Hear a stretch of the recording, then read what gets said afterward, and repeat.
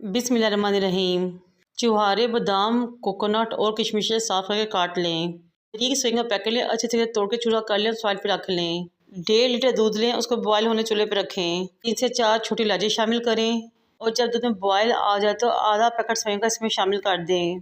1.5 litre दूध के लिए आधा पैकेट सेवइयाँ बेहतरीन रहेंगी। सेवइयों को शामिल करने के बाद 2 से 3 मिनट के चम्मच को हिलाएं ताकि सेवइयाँ आपस में ना जुड़े, ना ही इनमें गुठलियाँ बने। फिर 10 मिनट के लिए सेवइयों को दम वाली फ्लेम पे पकाएं ताकि अच्छी तरह नरम हो जाएं, गल जाएं और दूध में फूल जाएं। चीनी शामिल करें, मिक्स करें और फिर खोया शामिल कर अच्छे तरीके से मिक्स कर दें। जब खोया अच्छे तरीके से मिक्स हो जाए तमाम ड्राई फ्रूट्स इसमें शामिल करें।